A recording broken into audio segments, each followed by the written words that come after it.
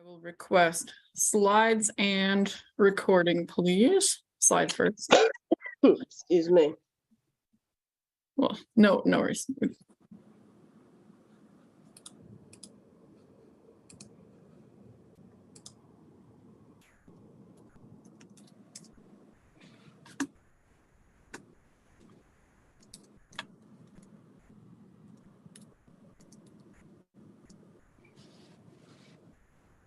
Recording in progress.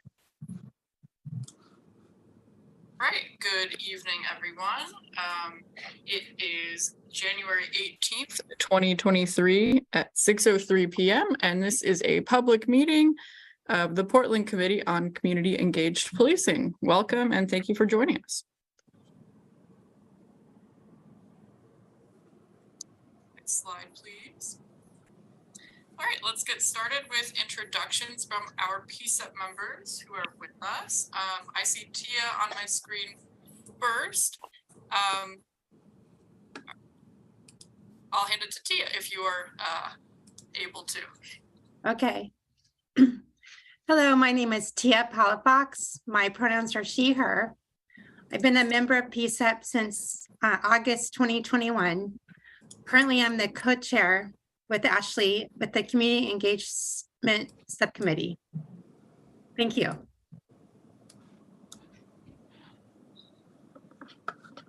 And I'll pass it to Gloria. Right. My name is Gloria Canson. I am a PCCEP member. I have been on PCCEP since September of 2021.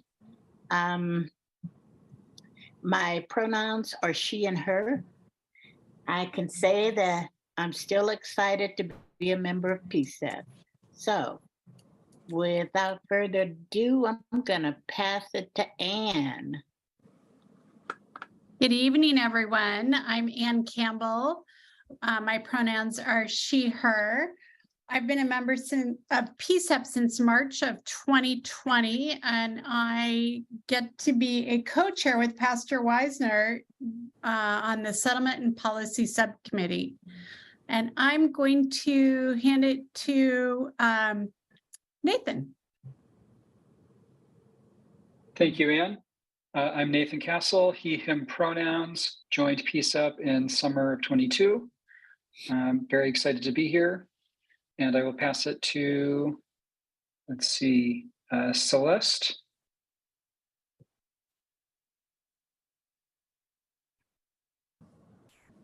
Thanks, Nathan. Celeste Carey, female pronouns, member since I think May of 2021. Past chair of the Racial Equity Subcommittee, current co-chair. And I will pass it. Let's see, have we heard from Pastor Weisner yet? All right, I'm passing it to you, sir. I thought you were going to say Pastor Hopkins or Bishop Will. No, I caught myself for a moment to make sure I said pastor and not reverend. Well, I greatly respect all the titles, but as everyone knows, my name is Pastor Robin Weisner. My mom called me Robin most of my life. I've been new to PCCEP as far as being appointed to the committee here at the PCCEP, which now I am co-chair with the wonderful Ms. Celeste, also co-chair of a subcommittee, Settlement and Policy with the lovely Miss Ann. And I am very happy to be here with everyone this evening for our full committee. Is there another PCCEP that I can't see in the gallery? I'm looking. Did Byron go? No. Byron? Good evening, everybody. Byron Vaughn, PCCEP member since 2021, chair of the Racial Equity Subcommittee. I don't know who's next. I can't see who's next to me. Is that everybody from PCCEP? Speak up if we missed anybody. No, that appears so. Great.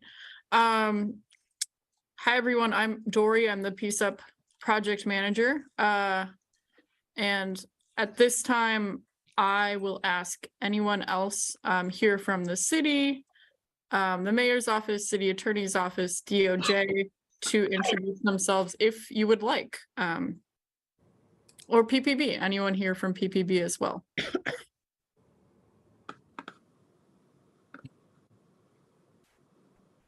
Yeah, good evening. My name's Jeff Bell. I'm the Assistant Chief of Operations with the Police Bureau, and I use he, him pronouns, and I'm looking forward to the meeting tonight.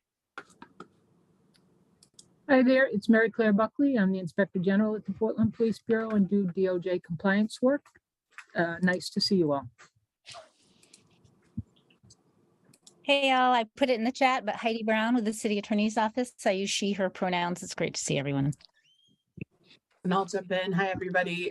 Stephanie Howard. I use she, her pronouns here from the mayor's office. I put my email in the chat as well.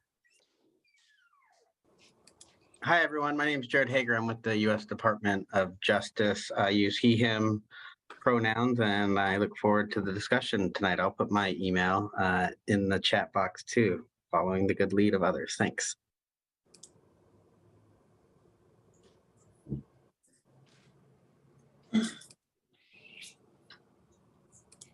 Okay. And next, I believe we have our community agreements. Pastor Weisner, would you mind reading those for us? Happily. Listening actively and respectfully. Share error times. Be present and open to new information and perspective, please. Assume positive intent, please. Respect each other, please. Respect the group, please. Speak your own truth, please. Communicate directly, honestly, and respectfully, please. Ask questions to clarify, please. Call out biases and be okay with umbilical. I hope I said that word right. It's a tongue twister for me. And I believe that's everything. Thank you. All right, let's take a look at what we have for today's meeting. So we'll start with some brief updates about, or from staff and co-chairs. Next, we will discuss the independent monitor option and hear an update from the Settlement and Policy Subcommittee on that. And then we will move into a discussion on gunshot detection technology and have an open public comment period. All right, next slide, please. Okay, so I will cover this very briefly.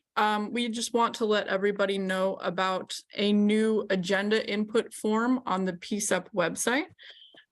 This is a new option for members of the public to submit agenda topics for PCCEP's consideration. We want to make increase the channels for members of the public to be able to put things in front of PCCEP outside of these meetings. So if a member of the public isn't able to attend every meeting, or something comes to you and you want to submit something for consideration on an agenda, this will be a way to do that online. And we will make that available on the website this week. We also, of course, have our open public comment periods at the end of every meeting. And those are always an opportunity for members of the public to suggest topics for PCCEP to cover. I also want to make sure everyone is aware of the advanced public comment form, also available on the website. This is more an option for input outside of agenda input. And anything submitted via advanced public comment is circulated to members before meetings and becomes a part of the public record for that meeting. Any questions about anything I just introduced there? Yeah. Go ahead, Tia. Are the forms located on how to get involved section? I think we might start with them there, but we're gonna try to make the website more user-friendly overall. So hopefully they'll just be right there on the homepage, super visible. One of the first things you see when you go to the PCCEP homepage. Nice. Yeah, good Thank you. question. Okay, so now I'm gonna hand it over to Celeste for the next update.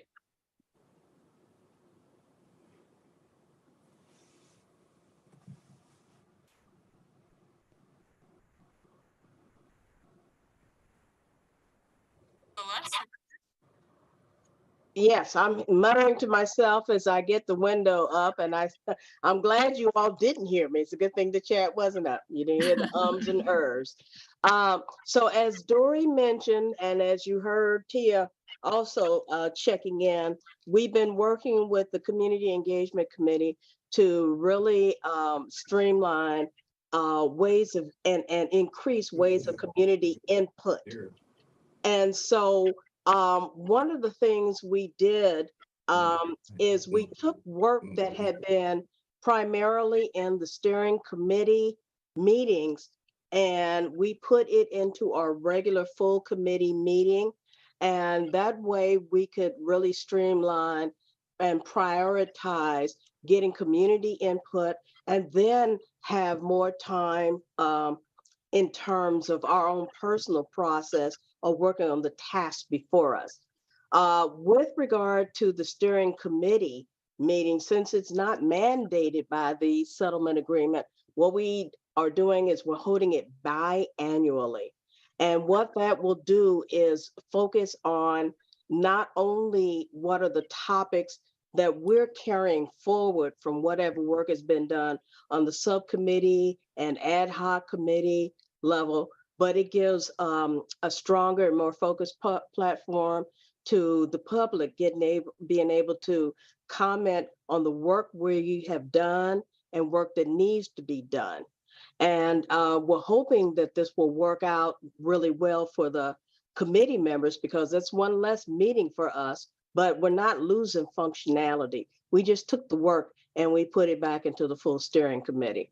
So we hope this will help us streamline and be much clearer and more transparent and present in getting community input and providing a venue for the community to comment on the work we're doing and give us input. We, if you've got any questions, I'm here for just quick check-in, but that's where we are with our current updates on committee function. And I see your hand up there, Anne. Thanks, Celeste. I'm wondering who is on the steering committee? Well, according to the settlement agreement, it's the chairs. We did do some minor adjustments last time, and we thought it was a good idea to have the subcommittee chairs on, as you recall, but that devolved into a kind of chaotic because if a subcommittee chair wasn't able or interested in being on that, not only did that hamper us trying to get our agenda together, but it added enough extra meeting where we didn't really get any substantive work done. So technically, just the chairs. Wait, so the chairs of the subcommittees? Dory, can you pull up that page of the settlement agreement and the Portland? I think it's our Portland plan and or might be bylaws. I'm pulling mine up. I've only got a hard copy. So are you saying that the steering committee is made up of you and Pastor Wisner? I'm okay. confused. What I'm doing is rather than answer that question, we're pulling up the document so we can see it and you can see exactly what we're talking about. Do you have your document as well, Anne, as well, the settlement? No, I don't have it. I wasn't. I can cut in here. I can cut in here. So the steering committee, as Celeste mentioned initially, is of course not mentioned in the settlement agreement. It's only mentioned in the PCCEP bylaws, which, as this group knows, are currently being revised by an ad hoc task force that many of you are on. My understanding of what the co-chairs have discussed is that the idea of the steering committee being convened and only held twice a year is that all of PCCEP is on it, I suppose. Yes. But it's not necessarily I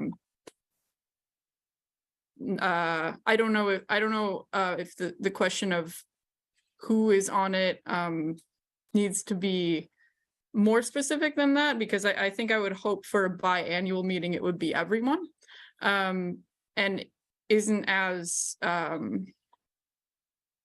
yes. And I see, just for those not reading the chat, Dan Handelman is quoting the current PCCEP bylaws, but as I mentioned, those are currently under revision, and will be subject to whatever PCCEP adopts moving forward. So the frequency of the steering committee is also not mentioned in the current PCCEP bylaws. So I think for now, and with some time before those bylaws are adopted, and between when this first steering committee will be held in May, I think the idea that ideally the whole PCCEP would be a part of the steering committee is sort of my understanding. So, I see. And I see Jared's talking about a recommendation passed by the PCCEP.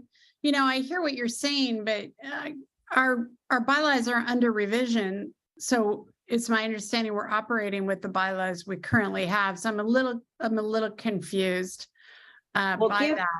Okay, and so that's something we'll be taking up in the upcoming bylaws revision meeting. At the last meeting, because there was only Leslie and myself able to attend, we looked at some information, we put out some questions and did an outline, but no decision to be made. And so that will be taken up in the upcoming meeting, and that's the perfect place to discuss it, Ann.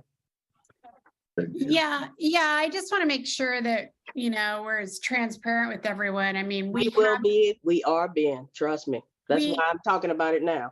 Yeah, it's my understanding though, until we have together discussed the revisions, we're operating under the ones we had.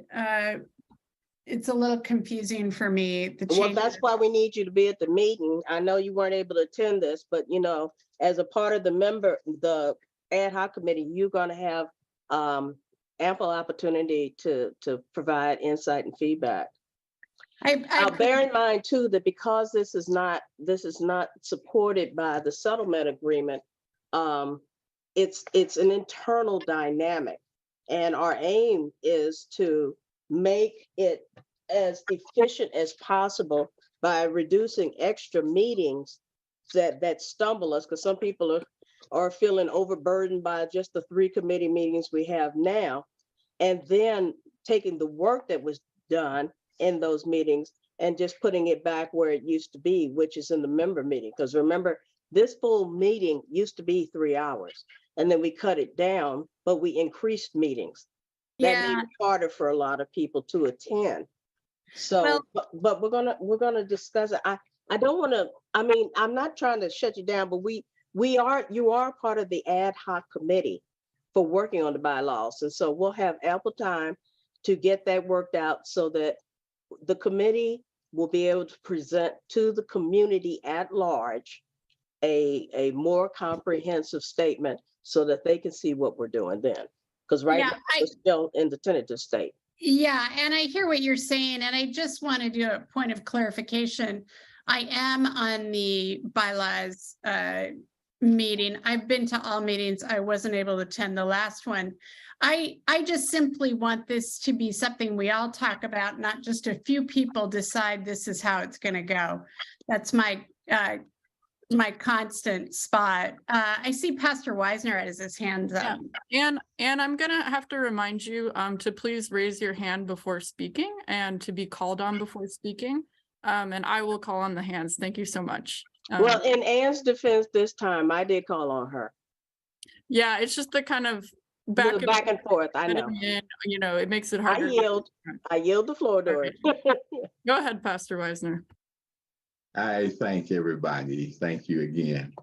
Robust is the word. And I have just a quick observation and thought. And I'm hearing the question, and everyone knows harmony is what I work toward.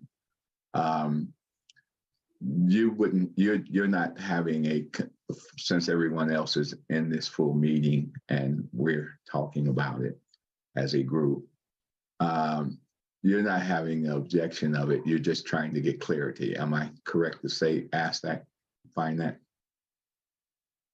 Yes. Excellent, excellent. And I think Celeste, I believe you have done an excellent way to where that subcommittee and anyone else interested in that, this is where we start our work at and unifying and being strengthened as a strong team. I believe that we can get the work done and understand that we all are here to make this whole city a great place. And I'm going to relinquish at that point and let Dory call the next hand that I see that was up there. That was just for clarification for myself. Absolutely. Thank you for that. So I think that covers that update from the co-chairs. And so I believe we can move into the next agenda item.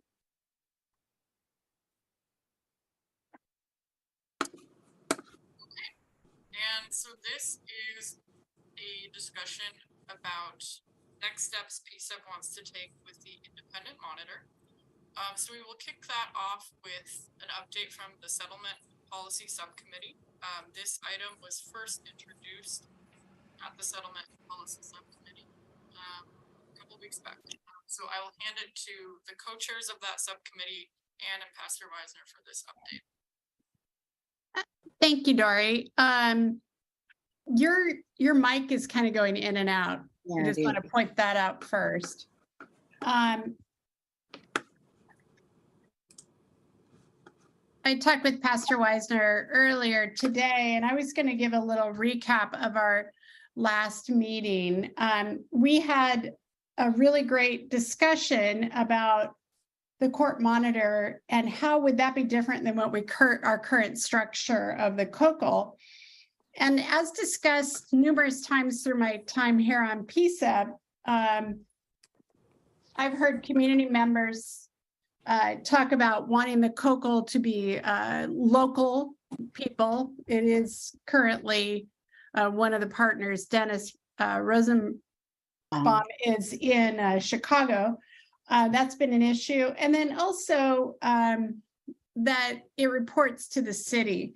So the idea appears to be that the court monitor would be independent of the city. The DOJ also provides an oversight, but they're party to the case. So this would give just another level, it appears, of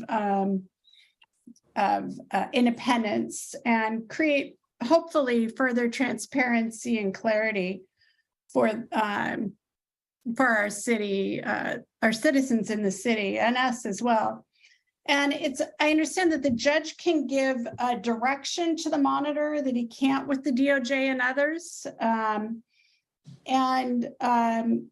We discussed it at our last meeting and said we wanted to hear more from the community, but there was a lot of conversation about PCCEP putting together a recommendation to support the appointing of a court monitor. Pastor Wisner, did you want to add anything? Excuse me, Ann, I'm sorry, I was reading the chat there. Could you repeat the question so I can follow with you there? I just wanted to know if you wanted to add anything to what I said. I didn't look at the chat yet. Oh, But no, yeah. no, Okay. absolutely not at all. Thank you.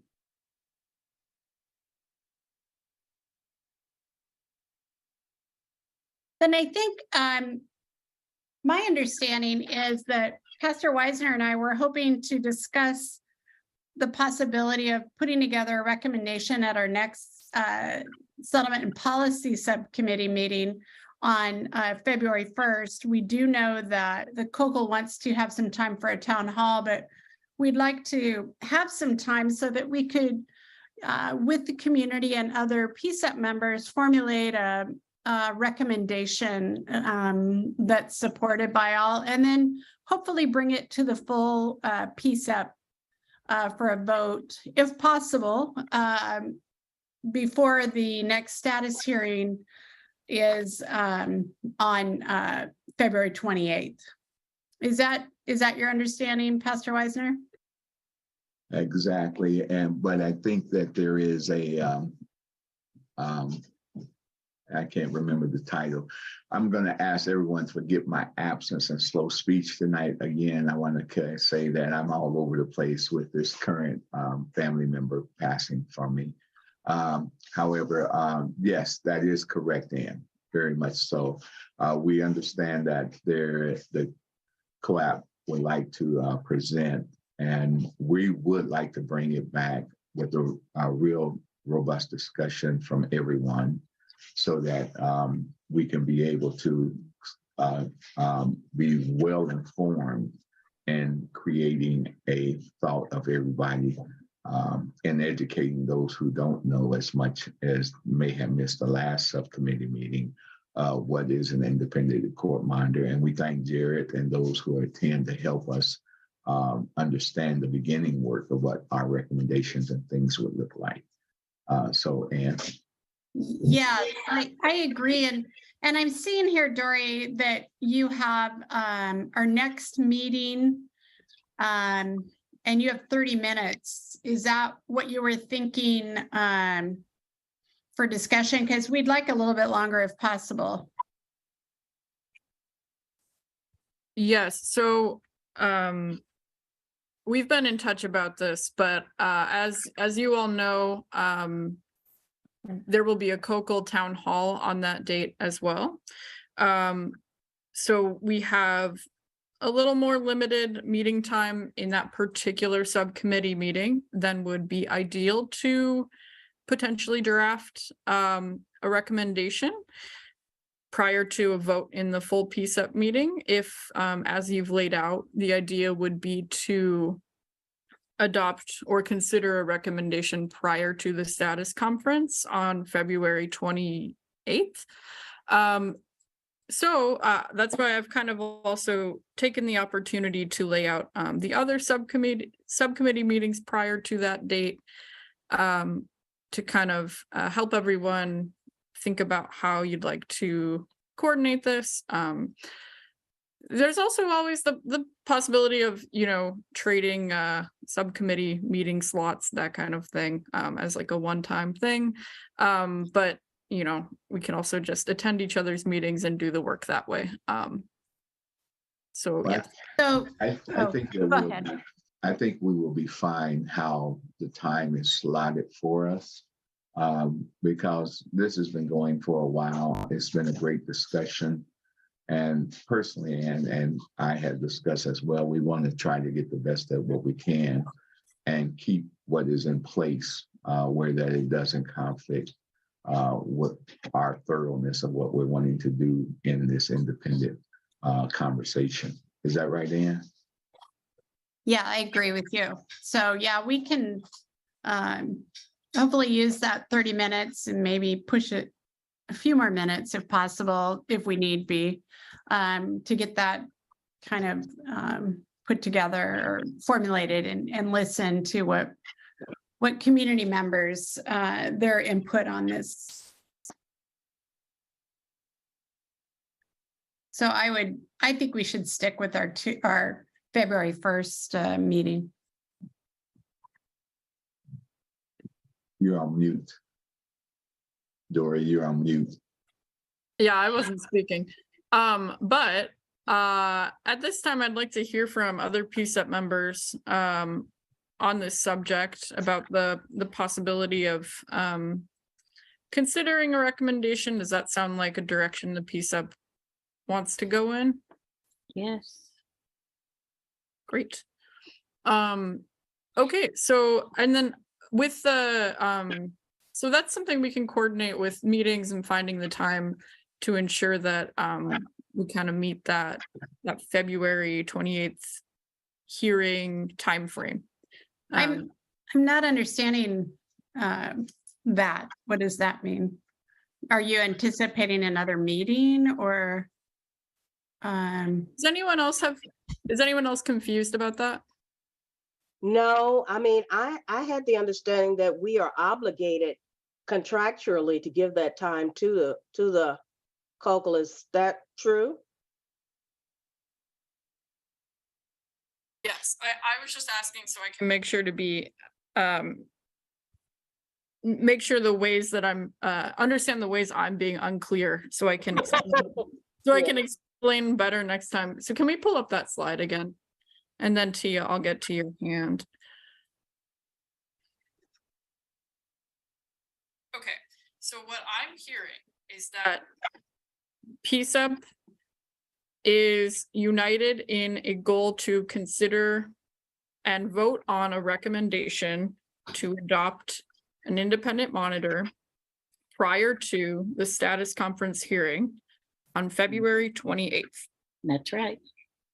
So in order to do that, there needs to be a vote of the full PCEP on the 2/15 meeting. And so prior to that, we need to find some time to work on the recommendation itself. Are we good so far? Mm-hmm. And by find some time, you mean apart from that meeting that's coming, before that meeting, is that correct? I think that would be a best practice to ensure that, you know, we definitely have the work done. We're happy with the product and ready to vote. That in my mind would be the best practice there. So that's why, you know, I've kind of laid out the options for the meetings where that work could be done. Obviously, it could be a combination of those meetings. The little, you know, wrench is that on this particular date, we have a little bit of a shortened time because of the COCL town hall. But that doesn't mean, of course, you know, we could work on this recommendation in other subcommittees as well. So that's kind of what I'm trying to help everybody understand about kind of the scheduling, because we're united in this goal, it seems, to work on this recommendation. Mm-hmm. Is that all clear? No, well, I think I see some hands, so I'm gonna go to the hands. Well, this is my part to talk in the meeting, so I'm a little confused what's going on here. Well, what's going on is I was asked to clarify, and now I'm going to go to the questions, and then I'll go back to you, Anne. Thank you. So I'll hear from. I asked to clarify. But I think it is a useful exercise for everybody. So I'll hear from Tia. Okay, well, first of all, I can't see there I am. Sorry, when the screen switches, I get distracted. My first thought was when you were introducing the independent monitor discussion, you presented Pastor Robin and Ann Campbell as the settlement and policy subcommittee. So then is that the subcommittee that we're wondering who's on the committee? So I just got a little confused for a second about that. They're the co-chairs of the subcommittee. Okay, so they're currently the co-chairs, but and then you're saying that we all are on the committee. No, that was a different subject that was held prior to this one. Tia. That was the steering committee. Right, steering committee. Okay, not the settlement. Yes. Okay, so with the SAP, I thought that was the settlement and agreement, settlement policy. I thought that was the same thing. But That's- we used to call it the SAP. That's correct. So the steering committee is different than the SAP. Yeah. Yes. I thought they were the same thing. Okay, thank you for clarifying. Yes, ma'am. The second thing is that I feel like I don't have information about the independent monitor. Like I haven't been part of that discussion that and when you're saying do we all agree, I don't feel I have enough information to agree on that. The second thing I was wondering is I brought up last time is what happens to the COCO employees that is not retiring once we choose the independent monitoring. Those are great questions. If I may, to the first one, that's the hope of bringing this discussion around so everyone will be aware of what it is. The ideal of the last subcommittee meeting, I think, went out to try to give everyone a very good understanding because it is a little confusing. I'm fortunate enough to know it by history, and I think there's others in this Zoom that has walked with it as well and understand it just a little bit more too. But knowing that this is a new group, we were hopeful to be able to start that discussion in the last one, and maybe can kind of get caught up with the those who are needing to know a little bit more. And I'm not sure if there's some documentations or anything that could be sent to you to kind of help you get caught up. Because I'm like you, Tia, I like to be very much so engaged in my recommendations and thinking of knowing exactly what it is. I didn't catch the second question again, if you don't mind repeating that. There's a group that works with COCO that was working with Dennis Rosenbaum that I've met with before. And I was wondering what would happen with those ladies if we no longer work with COCO. Tia, I think we'd be happy to help answer that question offline. Okay. Thank you. Those are my concerns. Thank you. Byron? Go ahead, let Gloria go ahead and I'll go last. Thank you, Byron. You know, this is for my own clarification. The meeting on the 1st of February with SAP is going to be for us to discuss what an independent monitor would look like. And then after the discussion, we're going to get together and we're going to try at another time to formulate recommendations to bring them back to the body as a whole. Is that right, Ann, Pastor Wisner? That's what Dory is suggesting we do is have it. Let me say it. Let me correct that. And if you don't mind, that's what we are all trying to bring out. Dory has not made no recommendation nor suggestions. What I'm trying to bring around is full discussions for everyone to have a part of understanding. And it was, if anyone, it would be, say, me and Ann talked it through as well. And I just do want to clarify, Gloria, I think you could do it however you want. You could draft it in the meeting, you could form a working group and then review it, of course, as always, review it publicly. So I think you could do it however you want, of course, following the rules. But we're expected to bring it back to the full committee on the 15th, right? Right? Correct. Yes. Okay. Yes. Good. I'm on mute, so I kind of mute myself a little bit here and there. So, yes. And do you agree? Yeah, I thought that's what we discussed. Yeah.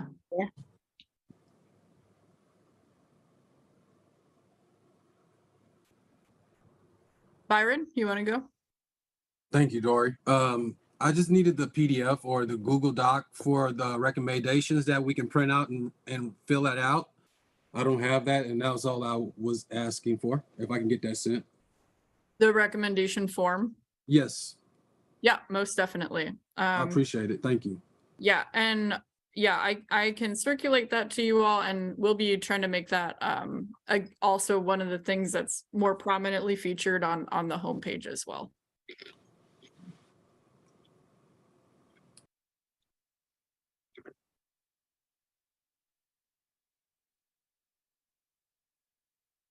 Okay, anything else on this?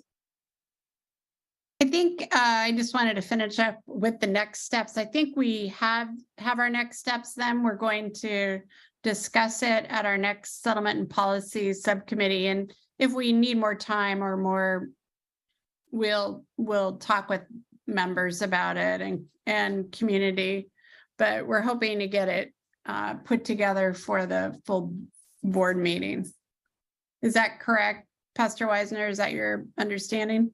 And yes, just to kind of say that I think, again, as we all are in the areas of trying to get much information and possibly even discuss it in other subcommittees and try and communicate and bring us around about awareness of what we're really trying to do. If we run out of time, I think we all are working on different committees, but I think we can all fit what we need to work together with, working together in those committees if we're not able to fulfill a lot of that.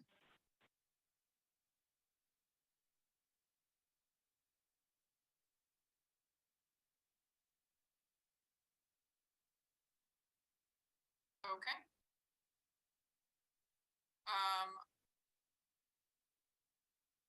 All right, I think so. Are we good to wrap this up? And figure out the coordination, or certainly reserving that time in the upcoming settlement policy subcommittee for this topic. Oh, I'm not sure what's going on, but hopefully you can hear me. Every now and then your microphone sound becomes tinny and distant, so you might have a loose connection. But we can still hear you. I can hear you. It just gets tinny. It might just be the internet, quite honestly. I'm not sure what else it would be.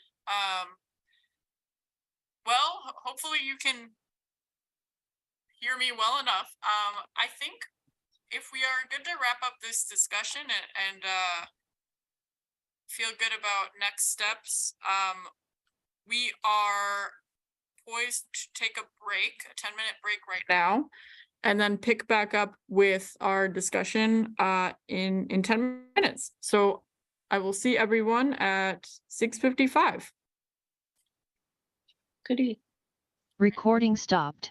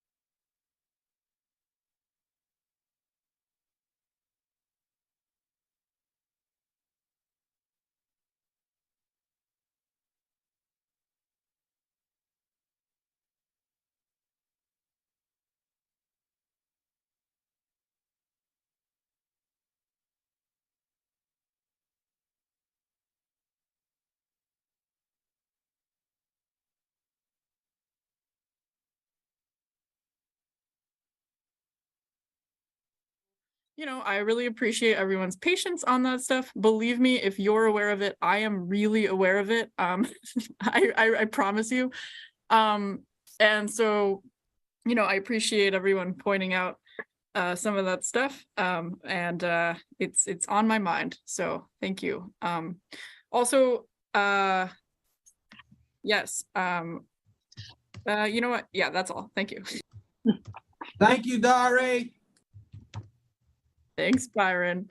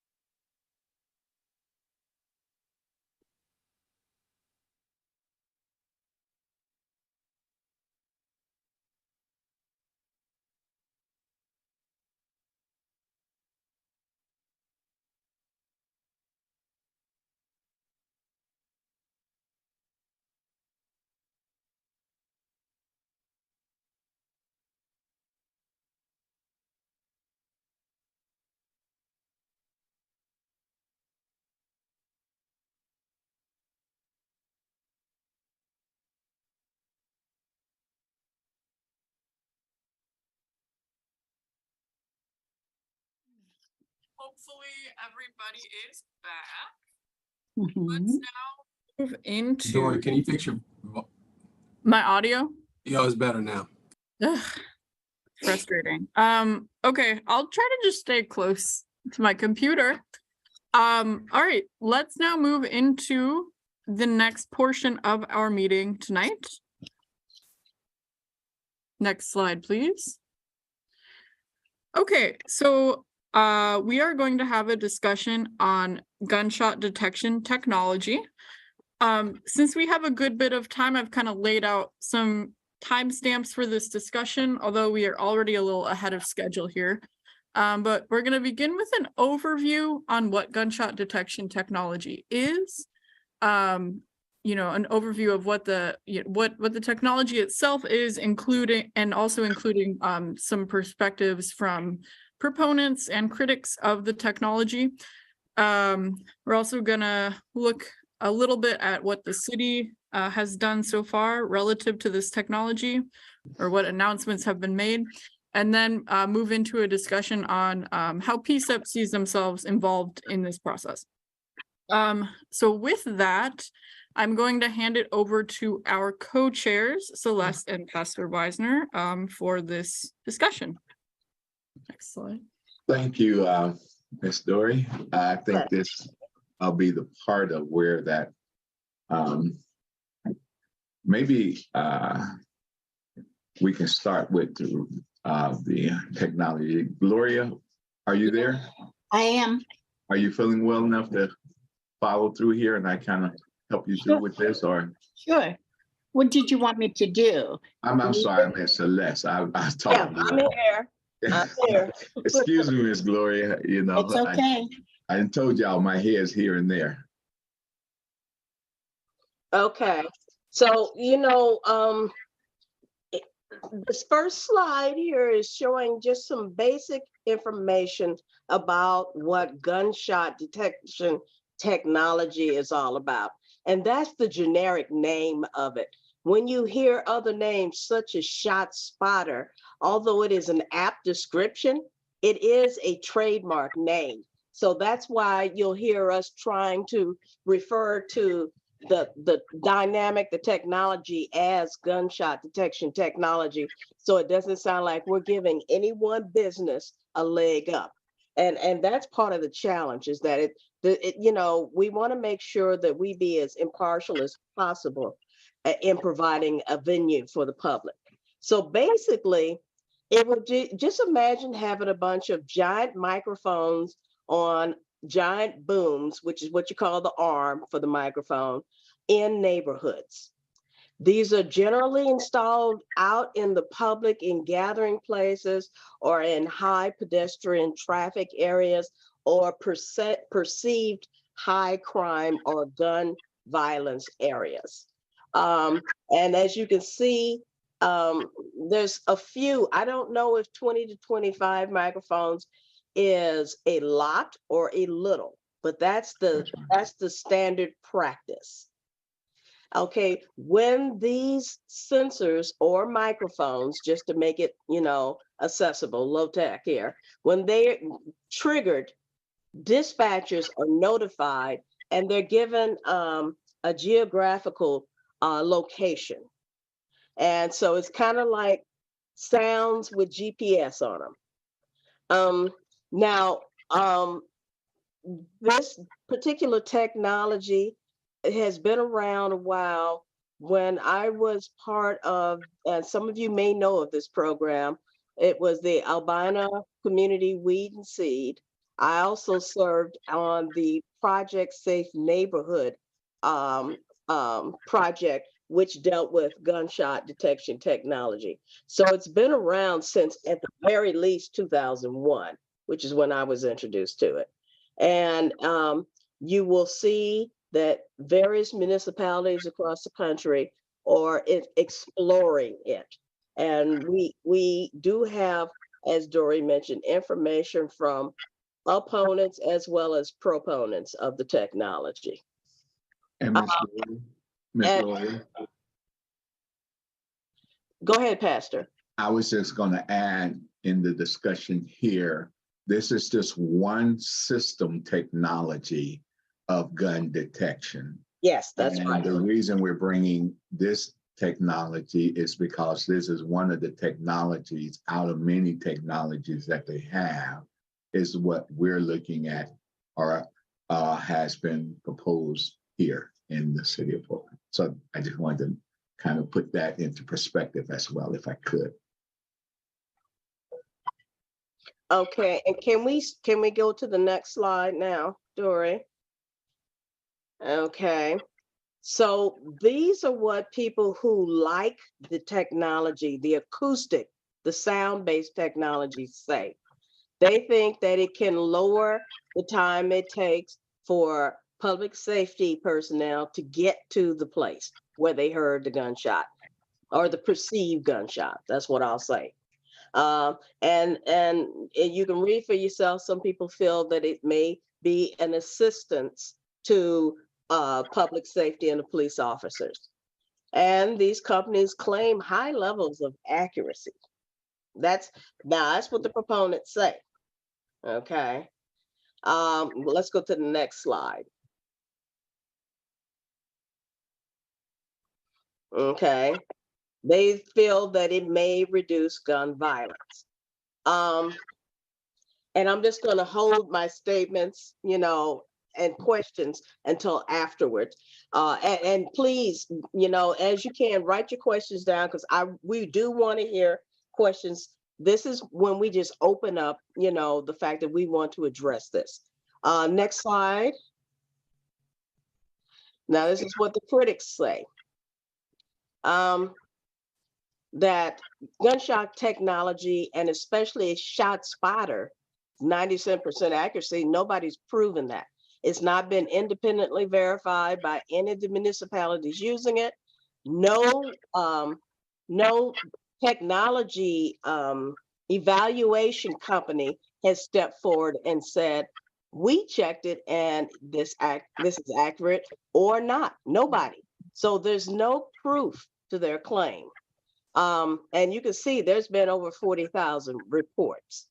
And again, from other municipalities who are critical of this, like Chicago, they said that this was a waste of money, in plain language, that neighborhoods went for false alarms.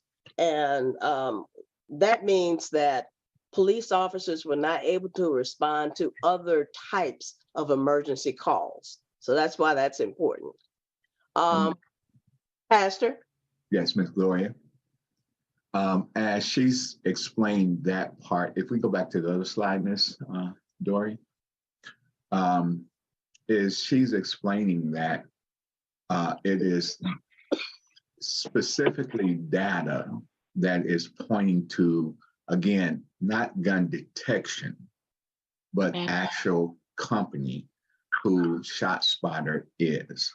Yes. The technology in itself is not what we're discussing here at the point of where this information has been said. It's speaking specifically from the recommendations from other community oversights that has this. So we want to specifically see that this is what ShotSpotter's claim is, and the information that we're presenting tonight is to open the discussion so people are aware of what is happening here, and that what this information is to inform you as a group what language is being out there.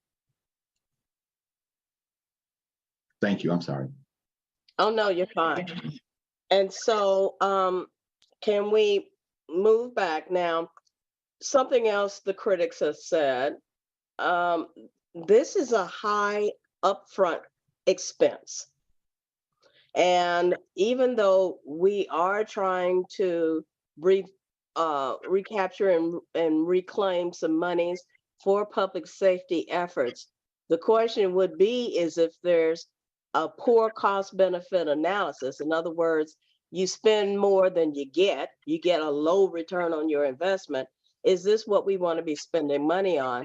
Especially because some of our crime calls can be attributed to people having mental health crisis. Wouldn't it be better if we use this funding for other efforts at public safety? The next slide, please. Okay, this is one of the biggest concerns, racial profiling. Now, that's a concern if you're placing it in high activity corridors where there's a perception of increased gun crime.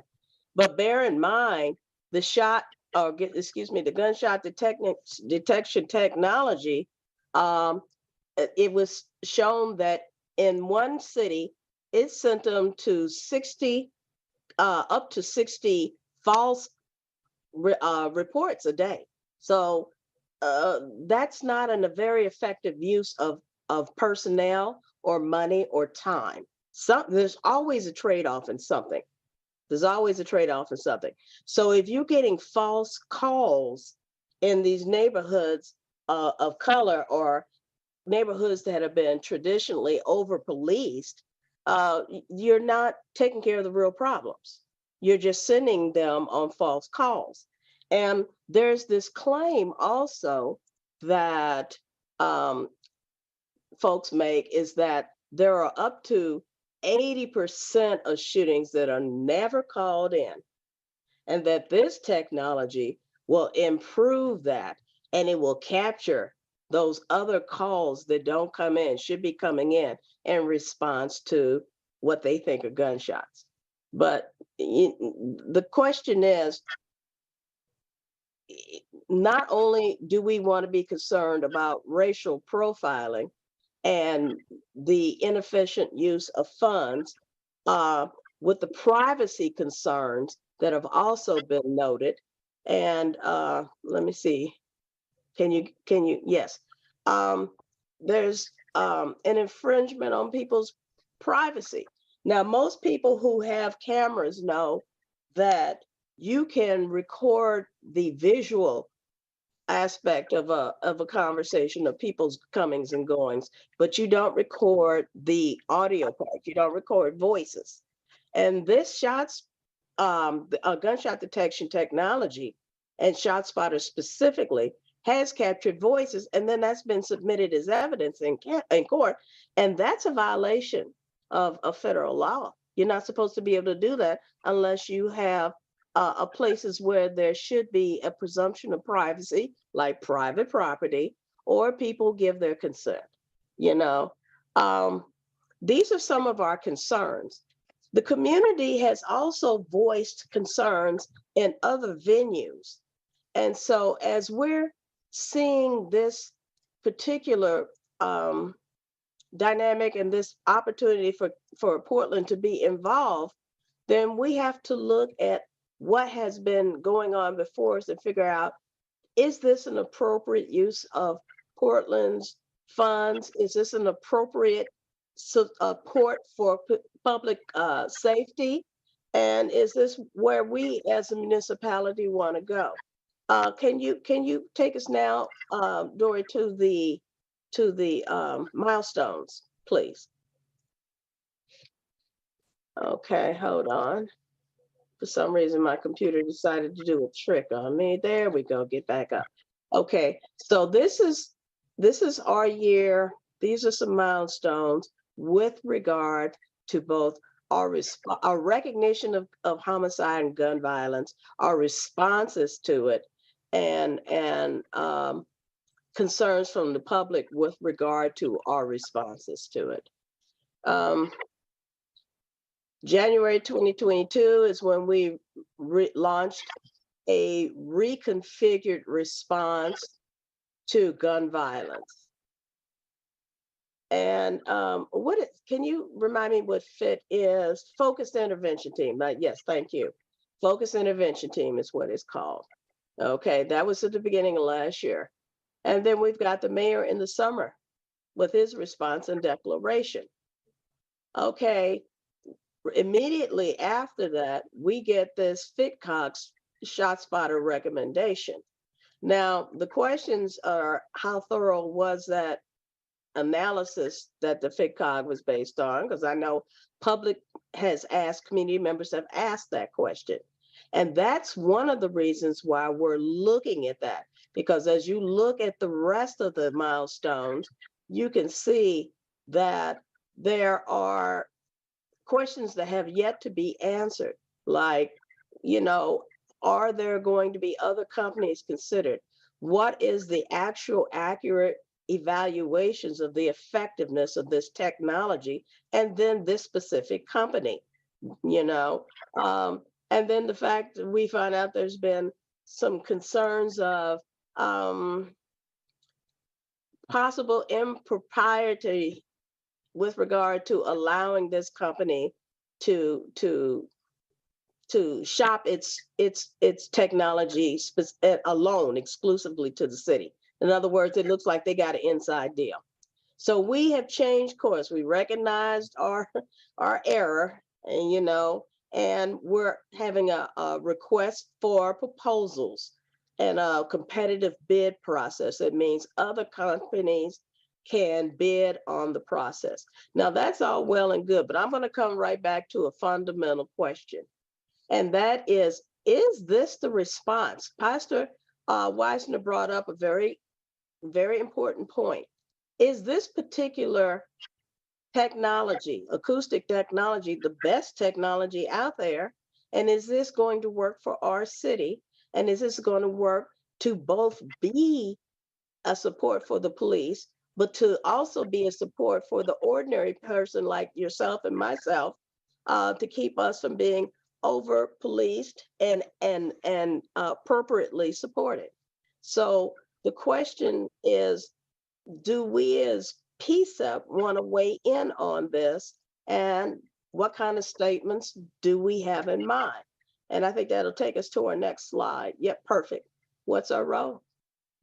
How are we going to get community input on this and then elevate that input to the level of city management so that they can hear what we have to say? And then what do you want PCCEP to do? Is there anything you want to add, Pastor? Yes, thank you. And wonderfully well said all the way around. And to everyone, the ideal, again, I'm harmony. So y'all forgive me for being such a person of thinking the best of everything that we do. For those who may and may have not noticed, the temperature is very high in the city with gunshots.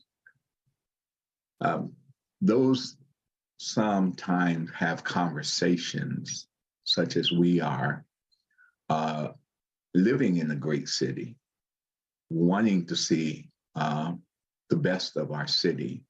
But unfortunately, there are people doing these things. The tool in itself is what I would think of as searching for the answer to help somebody who is experiencing gun violence. I am a victim of my home, and probably there's many on this call who have had the same tragedy in their lives as well. The technology in itself is there. So I'm a person that's trying to figure things out about the technology. The company is what here is, unfortunately, who has, whatever reason they have had, the ups and downs like any other business that they do, have the product that just people did not work with, didn't find it to be working for. However, what's interesting for us at PCCEP is because language is out there, companies, shot spotters, and you get it all mixed up and don't know the is, as, and ors. Language is happening here. I'm again believing that we are not a city that is hiding anything from us. I believe there is work that we all have to do. Believe me, when I say that I've been involved and been at this very beginning point of trying to figure out shot spotters and gun technology, a lot of research, I spent a lot of time. I think that it's important for us as a team to be able to help the communities that we're serving, and saying that we want to be able to say and give them the best platform of the truth, where that they can trust us, that we're bringing them the best recommendations. And again, the technology is not the flaw. It's the way that those who have used and not fulfilled the technology in itself. I don't know much about gun detection. I don't know about acoustics. I don't get all that. I think I've always said, if I'm gonna buy a car and it looks good, it has a beautiful color, nice sound, Nathan. I mean, turn up the music, okay? And I get in, Nathan, and turn the engine and nothing sounds. And I look under the hood and there's no engine. I just spent my money for nothing. So I think that's the analogy that I would leave with everybody to think about, you know, as far as the best of what we're trying to do to help the city and people in the communities. Back to you, Ms. Celeste.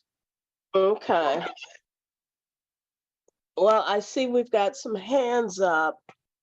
Dory, I know that's the end of our presentation, but is there anything else I need to add before we start taking input? I mean, that's up to you. I think you did an excellent job. I think providing that overview. Thank you for that, Celeste. So I think it is up to you if you want to open up that discussion. Okay, well, could you put back up that last slide with what our potential actions are? Yes. Because what I want to do is open up the conversation with regard to those specific questions. Like, what is our role first? And I want to hear from my committee members, because what we're asking is you to decide whether or not this is something we want to take on. But that will come after. We'll decide after we hear from the public. But I just want to hear from my colleagues first. I see I've got Byron, Nathan, Ashley, and Tia, and then Stephanie, I see your hand up as well. Is it okay if I listen to my colleagues first? Okay, thank you. Go ahead, Byron. And so, 1 second, Celeste, do you want this slide still up? Yes, please. Okay, go ahead, Byron. Thank you, Celeste, for that beautiful presentation, as you as well, Pastor Wisner. I believe that the system should be scrapped. And I think I'm jumping ahead of myself. Some of the questions I would have to ask is, you know, how is the sound supposed to track crime? And you mentioned it's supposed to pick up the shots, and it also picks up voices. I'm pretty sure the technology could be set to where it doesn't pick up people's voices and it's just tuned to picking up gunshots. I'm a little back and forth with this because it's gonna sound like I don't want it and I sound like I do want it. And I'm trying to give. Well, let me make it a little easier for you. Right now, the only concern you have to have is what is our role in this? Should we be trying to maybe provide a forum for the public to speak, or can we get people who are separate from the city's process to come in and tell us more about it so that the public can be educated by a third party impartial group and us educated as well? And then, do we want to do something like we did with regard to the training slides that we found really objectionable? We made recommendations. So I guess what I'm asking you is, what do you think PCCEP should do? You don't have to worry about questions about whether we're scrapping the technology or yet, because it's a good question, but you're just a little bit ahead. Okay, thank you, Celeste, for that. I heard Pastor Wisner mention also that it's not necessarily the technology in question, yet it's after that and who deals with it. And Pastor, could you expand on that real quick? Yes. There are many cities that's using this technology. And I'm not, again, the biggest piece I would like to leave in that statement is the same that we all have: questions about gun detection. And those are the experts, those are the science. I'm not that. And those are the reasons why we're here, wanting to open up the conversation and be informed and educate ourselves. Because again, the temperature is high. It's a tool. It's a tool that many people are using, cities are using. And again, I want to separate the concept of the name shot spotters, because we're again talking about the tool in itself. And I believe I'll park there. Thank you for that. Because I'm like you, Byron. I want to know more about the technology, but the technology is a lot to learn. Yeah, it is. And that's one reason why, to make it easier on you, the big question might be just because PCCEP's role is to increase and support community discussion and community engagement. You could, if you want us to do more about that, that's all you have to say, so that you're not trying to filter through whether you need to say yay or nay, on the stage in the spotlight right now. And I'm not telling you what to say. I'm just saying, this is how you can decide that first question. Do you want us to look more into it?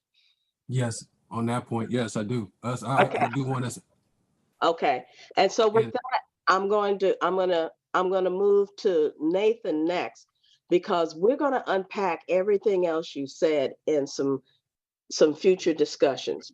I'm not gonna pretend like I'm an expert on it. It's just that I've been following it for close to 20 years, so I have some familiarity with the gunshot detection technology.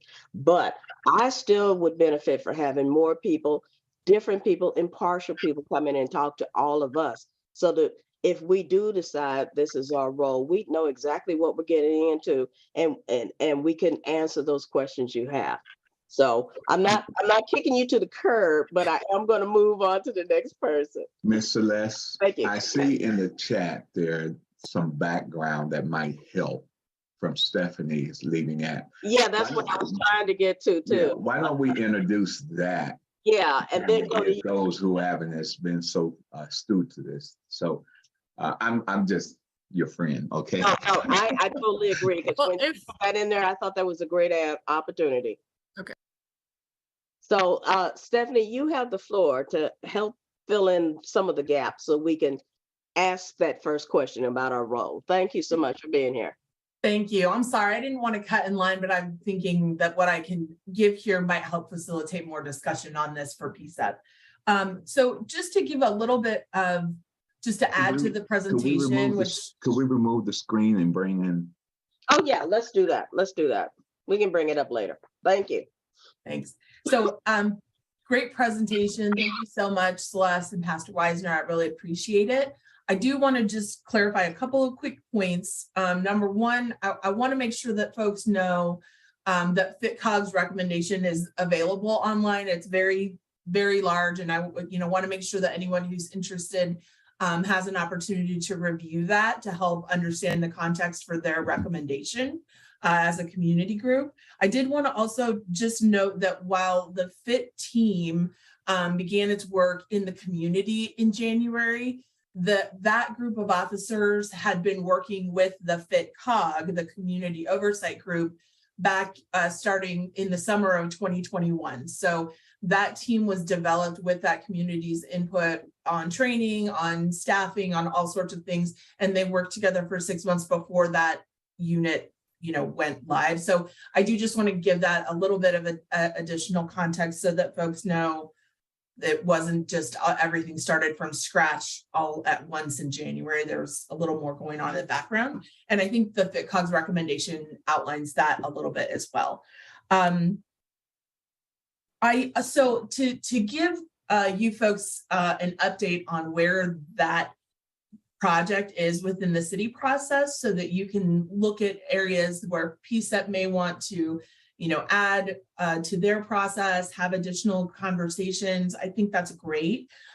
Where we are right now, there will be a request for proposals, and we've, that's open to any kind of gun detection, acoustic gun detection technology. So sometimes that's not microphones, sometimes it's sensors that, capture different kinds of energy bursts and things like that. So we're opening that RFP up. I think that will go live very early next week. And right now we're just finishing up the input. What we are working to create with that RFP process is to include community in the process. And actually one of my tasks for tonight was to invite PCCEP, if it would like to have a member be part of the process of screening all of the proposals that come in and scoring those. The second phase that we think is really important here is that we want the top 2 scoring proposers, whoever that may be, to interface with the community directly through town hall, where they can present their own proposal, they can answer the public's questions directly, and they can provide information to the public directly. I think that's a really important piece so that we provide everyone with an opportunity to make sure that they have the chance to speak to see from the people who are the subject matter experts on this exactly what their technology does, and decide whether they believe that is something that may be a fit for Portland or may not be a fit for Portland. The way that we have, and the mayor has agreed to do this, is that we will put together a proposal for a pilot project. So not a long-term contract with the city.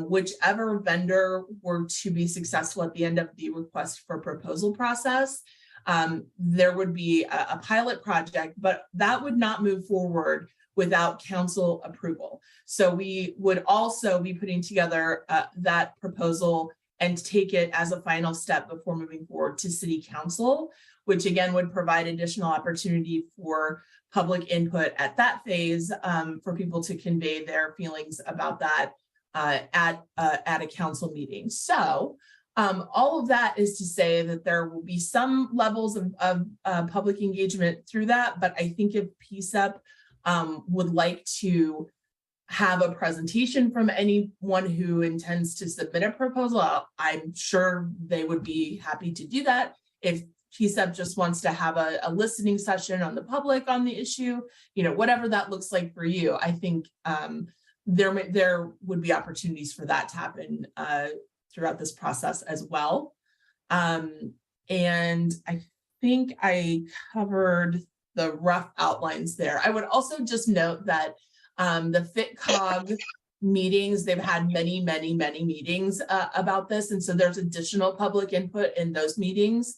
And voices that have been expressed, on both viewpoints. And so there's additional information there that can be reviewed by looking at FitCog's meetings going back several months. I want to say maybe back to April last year was when this discussion really began. So just wanted to throw that out there, and I'm happy to answer any questions I can.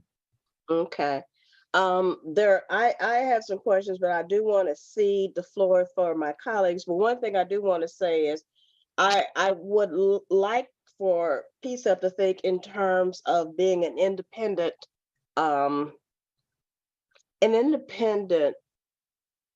dynamic, if you will, and that we do some gathering of our own information and pull up something from outside sources.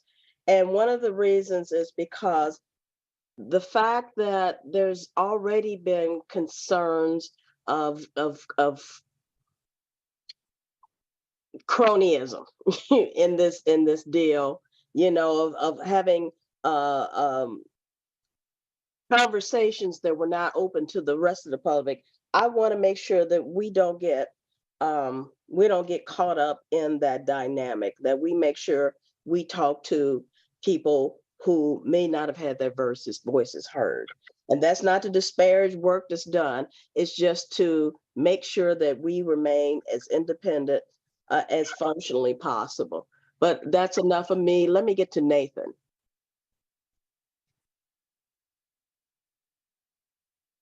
Thank you, Celeste. And I have a lot to say, but I'm going to limit to, only the issue of what PCCEP's role should be. There are three things that I'm thinking about. The first thing is I think PCCEP should make an independent recommendation. We can consult other documents, but I would like to see PCCEP do our own homework, come to our own very deep understanding of this technology and the role in our community, and make a recommendation on our own. And I think I'm in agreement with what Celeste just said there. The next thing is I hope PCCEP will be an advocate for an equitable and anti-racist rollout of this technology, because as have been discussed, there are concerns, and I'll just leave it at that. There are concerns, and I think some of those concerns are valid. And I also think there are ways to mitigate that I hope we will be thoughtful of and consider, and I hope PCCEP will recommend those from the beginning. I said there were three, there's actually four. The third point is I really hope that we will, if the city decides to move forward with this technology, that we'll roll it out in a way that can be studied and understood and evaluated in a holistic and deep way. I know for things like PSR and other programs, there have been partnerships with PSU. I don't necessarily care about the specific details of that, but I hope that we'll do this in a way that can really truly be evaluated to know if the technology is getting what we want, again, if the city decides to move forward. And then finally, I hope PCCEP will be a strong advocate for getting to the bottom of some of the funny business that was going on. I'm not going to ask because it's sort of outside of the scope, but I really hope that at some point in the near future, we come to an understanding of why ShotSpotter was the only technology evaluated from the beginning. I think it was a really unhealthy dynamic to start that conversation with a very specific, it's one thing to use ShotSpotter as a shorthand like Kleenex. It's another thing to jump the gun on choosing that technology and working with a technology partner, in that way. And yeah, again, I really hope that we get to the bottom of that and understand, and not just an excuse as someone who's texting, understand, but really understand exactly how that process happened. And, ideally, before we move forward, we'd have a solid understanding of what happened and why, a root cause analysis. And ideally, the city would present a mitigation plan so this sort of thing doesn't happen again. And, I'll just final comment, as an aside, personally, my personal bias is to be in support of this technology. I've been thinking about it since before the city brought it up. As someone who wants to advocate for, one piece of the puzzle, it becomes very difficult when, maybe ShotSpotter is the right thing to do. Maybe it's right for all the right reasons. But then now we have this question mark, this murkiness around the process. And that's really disappointing. And I'll just leave it at that. Thank you. Thanks for your input, Nathan. And we're moving next to Ashley. You have the floor, Ashley. Great. Thanks, Celeste. And yeah, thank you for a great presentation. I definitely learned a lot tonight, and definitely echo a lot of what everyone has said so far. As I was listening, I was definitely thinking about how do we use the community engagement subcommittee here? How do we take this topic and run with it in that committee, that subcommittee, to ensure that we're definitely keeping up with the commitment to make sure the community understands what's going on. So thank you, Stephanie, for your clarifications. That really helped some of the questions I had, just making sure that, PCCEP, we are, that we're doing our due diligence to make sure that the city is communicating the process with the community and using ourselves as that, this space as a vessel for that. And so kind of echoing what Nathan had said about doing our own work, doing our own job to get people, to get the community to a better understanding of what's going on and what's being recommended. So, I definitely will propose we take it up as an ongoing agenda item in the subcommittee as we think about work plans. And so I just want to put that out there. And then I did have a question for Stephanie. Something that's come to my thought process tonight, something that Pastor Weisner has kind of said about, is this the technology that we even want, that's even, not just Pastor Weisner, but I think a few other people have mentioned, is this the technology? Will this certain technology, the GTT, bring us the results we want when it comes to gun violence? Or is it more over policing or all that?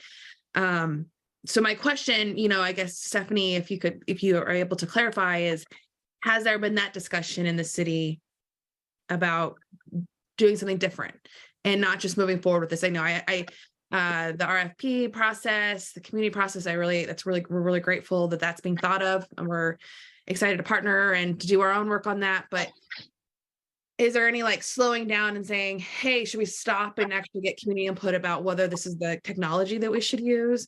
And obviously I'll just add to the echo of the sketchiness, kind of how the current vendor was sort of seen to be selected. And if we really want, community buy-in or input on this, we've got to add some more transparency. So Stephanie, if you're able to answer that question around, have you guys talked about other moving on and not doing this technology and actually stepping back and trying to find other solutions to get community input in that process, in that part first? Thanks, Ashley. Yeah, I appreciate the question. And I think, what's a couple of things come to mind. Number one, again, I'll note that there have been many public meetings through the FITCOG. That's the group that is focused on, our gun violence response, focused on overseeing that focused intervention team. And so there has been a good amount of public dialogue around it, centering out of that, and after they made their recommendation. I think in terms of what the cities, I can't speak on behalf of the whole city. I speak on behalf of, myself as a representative in the mayor's office. I think what we can certainly say is that we're constantly exploring all avenues of trying to intervene with gun violence. We're doing lots and lots and lots of angles and trying to approach from every possible way that we can as a city and as, the group responsible for safety in our city. So we are absolutely investing in upstream, root cause types of interventions. We are on the verge of expanding significantly our street level outreach. So some of you are probably aware in summertime efforts, we were able to use a relatively small pot of funding to fund 18 new small community-based organizations to do all kinds of different outreach to try to prevent a spike in gun violence over the summer months. And part of that was funding credible messengers who are able to go and to interact with people who are at high risk of being victimized or perpetrating gun violence. And so that work, we feel really strongly is a key to getting ahead of our gun violence issues in Portland. And so through the Office of Violence Prevention, we've got an RFP that I believe closed last week to significantly expand and fund our credible messenger work, our street level outreach, following a Cure Violence model, partnering with the organization Cure Violence Global. And so that is going to, be one of the things that we are really working to try to develop, with community members, how they're deployed, but following a model that's really shown some great and strong results, and that builds, structure around what we tried to do in our summertime efforts. So all of that is just to say that, yeah, we are absolutely, interested in hearing from the community on every aspect of what we're doing to intervene in gun violence. And this is one small piece of it that has come from, that sprouted from a recommendation that we received from another community group. So again, we've written the RFP with community engagement in mind. We want to make sure that, we're providing opportunities for community to weigh in all manner of forums that we can. And, I'm always, I put my email in the chat. I receive emails and communications calls from people with opinions about this stuff all the time. And I want people to know that those don't go unheard, that all is considered as we are trying to put a plan together that, to determine what is the right technology for Portland in this regard, if it is, the right technology. Thank you so much. And I just had one quick follow-up question, because I think you definitely spoke to the question. I just had a kind of a clarifying question in terms of what the work PCCEP can do here. So I think that we hopefully will come to agreement as a committee to do our own due diligence, to get our own input, to make sure that we're hearing community members on this subject, getting experts in here, getting the proposals to speak to town halls, all of that. And, as we start to sort of mold and develop how we're using that community input into our recommendations, that's what we're looking to do, to create these community outputs or places for connection. That if we heard from the community and, we heard a solid theme of this technology isn't right for our community right now, it's not going to be what gives us that, it's just not going to be what we want it to be. If we hear that, if we kind of do our own research and figure that out, is the city available to slow down and say, let's do something else. Let's not do this let's not even do this RFP. Let's step back. Or is RFP process just going and we're gonna do the pilot program no matter what, and that it's a pilot program. We could be scaled back after years of investment and all that. So Yeah, and just to clarify, so the RFP is not binding us or committing us to this in any way, right? This is just receiving proposals from vendors who think they have a product that meets what we're asking for. So we're not bound by any kind of contract or anything by just the RFP process. We have committed that we would bring any, the details of a pilot proposal to City Council for approval. So, I mean, there's a lot of space in between the RFP and what that would look like, including, as we said, opportunities for community input. And the community input is very important, obviously, to all of this. So I guess I would just say, what we're doing here is trying to make sure that this goes through a public process, that it goes through a process that, is mindful of community input and is as transparent as we can be with, all of the proposals that we are providing. And I don't know what that looks like at the end of this. I think there's a lot that could happen in between now and then. The intent right now of doing all of this is that we have a 12-month pilot with a winning proposer with council approval. Okay, thank you, Stephanie. Ms. Lane, can I exercise co-chair for a minute? Well, yes, but I'm going to put you on hold for just a second because what I thought I heard in the last question Ashley asked was, it sounds like the fact that you are having a pilot program, and that seems to be a substantial part of the work plan. It makes it sound like you're going ahead regardless of what the input from the community is. Am I capturing that point properly, Ashley?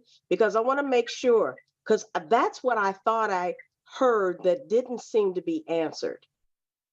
A little bit, yeah. And I didn't want to just, stop the process. I wanted to help us move on. So yeah, I would agree with you. We'll hold that. Great, thanks. We'll hold that because we can circle back to that. Okay, Pastor, thank you. And don't forget, we still have Tia and Ann and Gloria up, and time check. It is 7:46. We're good with time, but I just want to let everybody know. And now I'm shutting up and ceding the floor to Pastor Wisner. Well, I think what I'm gonna do is go ahead and make a comment at the end so that I kind of put it in perspective of what so far. And I think everyone has really hit on, I think, the reason why we are here and bringing the subject here.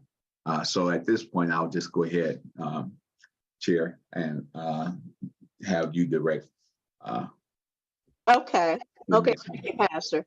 And so that now I cede the floor to Tia. Thank you. Well, first of all, I was going to say I look forward to reading the FitCog's recommendations, hearing that they had quite a few community meetings and was listening to the community, but then I see in the messages that they didn't really get the public input. So I'm a little confused on that, but it seemed like there's a lot of community input already, but I'm not exactly sure, but I'm looking forward to reading what the recommendations are so far. Was one thing I wanted to mention before I moved on to, yes, I think PCCEP should be involved. The facilitating community engagement around policing is something that is high on our priority list. So I would hope that we would be able to engage the community and do our own work. I have in the notes to y'all, I wrote that I was a critic because not too long ago on the Police Equity Advisory Council, we were able to have a presentation and discussion that caused me to be more critical. And I have some really great notes I can share with you on those presentations and discussions, and hoping that we can listen to the community on our own and create a statement as Celeste and Nathan has already discussed. So I do hope we can be involved as far as reading up on the recommendations already made, creating a statement, and being a place where we can do community engagement, whether it's a town hall or a forum or a listening session. Thank you, Tia. Thank you. And feel free to forward that information. You don't have to get it right now to us, but connect with Dory so we can disseminate all that information to our colleagues. Thank you. Thank you. I will. Anne, you're next. First, I want to just thank everyone for their comments. This is really wonderful discussion. And I want to especially thank Celeste for putting together the information that she did and Pastor Wisner for their comments. I totally agree with Celeste's assessment of the situation. And I also appreciated Ashley's question and Celeste bringing it up again so that we all heard it, that there is already a pilot program going forward. They're choosing, they've asked if PCCEP wants to be a part of scoring the people that will participate. So I'm concerned about that. And I also agree with Nathan's assessment regarding, and Celeste saying that, part of what we're here to do is be independent and bring community voice, and in my mind, amplify the voices of our community members. And once again, I'm concerned that there's some steps missing that, I do agree with Celeste that we want to be involved. I think we want to have a town hall and information, but I'm wondering if that's going to matter in this situation.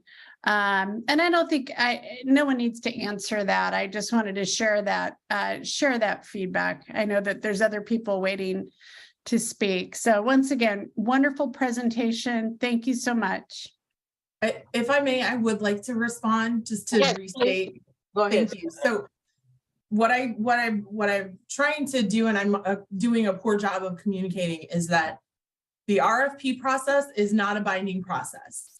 So this process is not something that is committing us to a vendor. This process is inviting proposals for what a pilot can look like. Beyond that, once a vendor is chosen, in order for a pilot to proceed, it would still need to be passed by council. So that's not a guarantee at all. So I want to be clear that there are steps along the way, that this is not a guaranteed process. This is how this has been designed so that there is a consensus on whether or not, at least by council, whether or not this is a pilot that we should move ahead with. So I want to be clear about that. Thanks, Stephanie. I kind of still want to unpack it a little bit, because if I heard my colleague correctly, it's not so much that you are choosing a vendor. We're not so much concerned with that. I think is that we're choosing this particular technology and that we're choosing to have it at all. And so that question may come up in our seeking engagement and input from the community, because, as I want to say, I'm sure there's some municipalities comparable to Portland's size and population that may have had some success with this particular type of acoustic gunshot detecting technology. But I would like to hear that and know that was a fact, and know what made it successful before we even go down this path. And I think that's what I'm hearing my colleagues say. But as this discussion will continue, because I still have a couple of more colleagues that need to speak. And thank you for being present, though. I appreciate it. Gloria, you have the floor. You're on mute, my dear. Still, hit it again.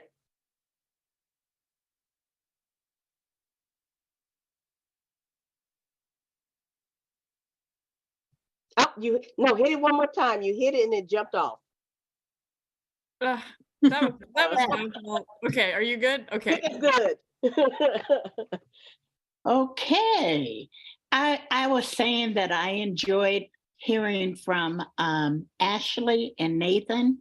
They touched on two questions that I had, and one of them was the other technologies. Were there other technology being looked at? And then Ashley asked about community input, and I immediately thought about our charge. Our charge is to the community, and we're expected to give them accurate feedback. And that means that we have to do a little due diligence. And I know that there are other committees who are discussing Shot Spotter right now. They're talking about it. It's been in the newspaper. I would like for us to have someone come to us and talk, someone who has already spoken, that knows the ins and outs of how the city backtracked on their decision to move forward with the Shot Spotter that they had already identified. I want to know what happened there. I think we should have a public forum as part of our responsibility to make sure that the community is informed. I agree with you, Celeste. We need to talk more about this. And a public forum, I think, would be the ideal way to go.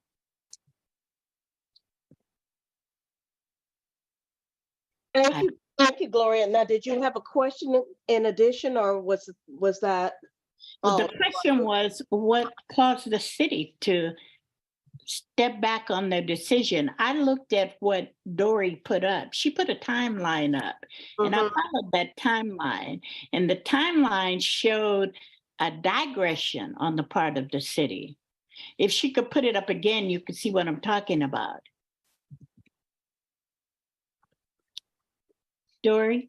I think she's referring to that milestone timeline. You'd like us to pull that back up? Yes, 1 second. Yes. And one thing I will say is some of our questions won't get answered today. If we come away, however, just deciding that we do want to do something, that in and of itself is a substantial step, and we can work out the specifics of that step later. So that no matter whether we answer the rest of your questions today or not, that's what we want to figure out. Do we want to move forward? But Gloria, and I think your question might fall in that category. I think it's important that we know what happened, but I'm not sure if it's important that we know it tonight. What, are you okay if we don't get that answer tonight? You know what? I am okay with it. Those are just questions that I had that I thought we should ask at a community forum. Oh, I agree. I agree. To the people who are coming to represent, whether they be a biased group or non-biased group. Okay. Those are questions that we should be asking. I totally agree, and I know Pastor will as well. Okay, so all of your concerns are put into our when we decide we're going to do something, this is something we need to work on. Yes. Okay. Thank you. Okay, Pastor, this is moving you to the next in line. Excellent, excellent. I'm very excited. You can remove the timeline, Dory. Thank you, Dory. Thank you, Dory. Thank you, Dory. I'm very excited about this robust conversation that we're having. I'm using that word a lot tonight.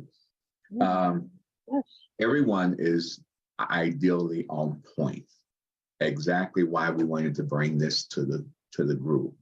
The role that it's needing to play in what we do, and hopefully be able to inform and educate. What I would like to say is, I have been as close to Shot Spotters, this whole process, from I don't know how long, but it's been a while. And I had to do a lot of research, a lot of studying, just to be clear. And I want to make a point here. I never follow what media has to tell. I'm not the type that's going to go follow what somebody's talking about in the media. And know that the media is out there to give what they do attention. I'm enjoying the conversation here of due diligence and independence, research, understanding, knowing exactly where we are. The areas of transparency, I do believe that we all believe that's why we are here as a PCCEP group, because we want to make sure that transparency is there. Not so much I love Miss Gloria, I love your wisdom of the way that you put that. But I want us to, as unified as we can, to be solid in facts, solid in community trust. As involved as I've been, and I've been with many hats, the program that Stephanie talks about, where that the CBOs or the community-based organizations were partners and going out and being the close to the streets as possible, working with them. I've been working with their groups as well. So on many avenues of this gun violence that's been in this city here at Focus, I've been doing my best, my part, and I spend a lot of volunteer time doing that, is making sure that I have the right information. And here to this group as well, making sure you have the right trust, if the word is trust, information to believe that what we're doing is the right thing. I say that. The other thought that I would have to say is, again, where that I believe that I would like to see our role in that, Miss Celeste. That's where the question was. I would like to see our role in being involved in getting that information. To Miss Ashley, I would love to see the community engagement to have the public speak and hear and gather that detailed information and make sure those thoughts are available as well. In my final points, I heard in the chat and looked in the chat and the language about the fit card and others.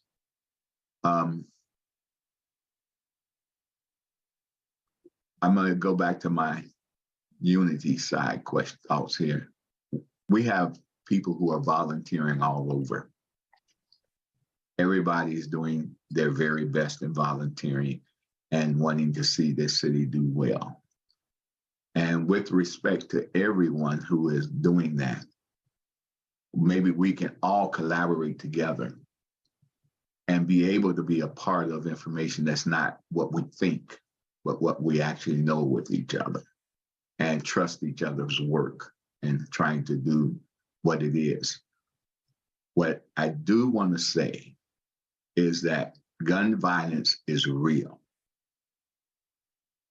There's no reason to put a pause on anything that's going to reduce the next harm. None. We may have our thoughts about historically, but until it hits the door of where you're at, then it becomes real. I was last night at Walgreens store praying for two young men who actually knew the victim on 102nd, who had just got a call and was going to pick him up and go shoot pool. But the tears that I had to watch when they found out that he was dead. Those are real things that I believe that we're trying to say, that the city, the tools that they're trying to find is to stop and eliminate the harm that's out here. And we must give the best recommendation as a group. Do our due diligence independently, like everyone says, to make sure it's there. And then also be a part of the solution, as what Ms. Stephanie has already recommended and suggested as well. Thank you, Ms. Celeste, for that time. Thank you, Pastor. Now, we do want to make sure we have enough time for public input. So since my colleagues who have their hands up right now have already spoken, I'll ask you, please keep it brief so we can honor that and stick to our agenda. And with that, Nathan, you are up now. Yeah, I'll keep this very brief. I do think it's important. There was a mention of the RFP process. I'm fully supportive of PCEP having a role in reviewing the RFPs or the answers to those. I would also like to ask that PCEP have a role in reviewing the RFPs themselves, or the RFP, I guess it's just one before it goes out. The reason being is that when you create an RFP, it is, especially if you have extensive exposure to a specific vendor's technology already, it is very easy to produce an RFP that is going to produce a certain score that you want to see. And that's a technique for sort of laundering your choice through that process. And so I don't know if there's time for PCEP to comment as a whole, or if it could go to PCEP members individually to review and give feedback. But yeah, that's what I'd really like to see, and I'll keep it short. Nathan, will you do a favor and send that in an email so that we can figure out, as we get input, what tasks are going to float to the top of a potential ad hoc committee? Okay, alarm's going off here. Ashley, you're next. Yep, thank you. Yeah, really quickly, just kind of wanted to go back to, sort of the original questions about what we can do. And just kind of, appreciate Stephanie, appreciate the city thinking about the community engagement process. But I think we really need to be mindful of the history of how Portland creates accessibility for input and creates opportunity for engagement. While Portland, it does feel like it's easy to be involved. It's actually, it's not. I mean, this is a big sacrifice. All of us here all the time, 6 to 8 p.m. Not everybody has the privilege and resources and capacity to do that. So I think of things like the FitCog. I'll do my best to read the 61 pages and get what, I can understand from it. But it's a lot. I know there was community engagement there, but I just, so to wrap it up, I look forward to finding ways to saying to our community engagement subcommittee's commitment to going to the community for input, not expecting them to come to us to find it. That was a discussion we had at the last subcommittee meeting. And I think this is a prime example, a really great case study for us to move forward with as we practice how we are reaching out to the community to make sure they are informed and have access to input to this. And again, this is, to me, this is a process of possibly creating more over policing for our community.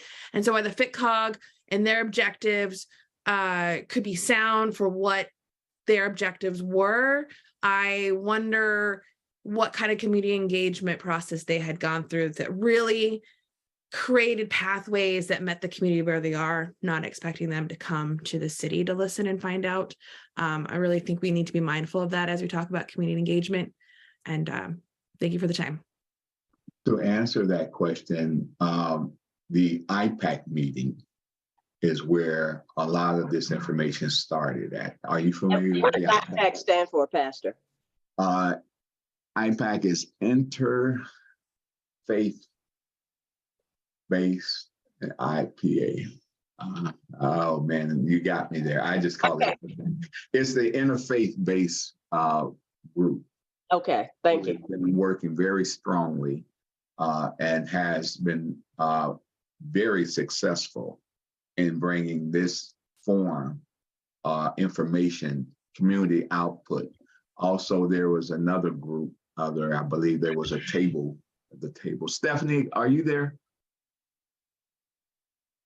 If she's not, could you help me with the there we go. Thanks, Dan Hendelman. And also Leslie Broadix, her group, does she have a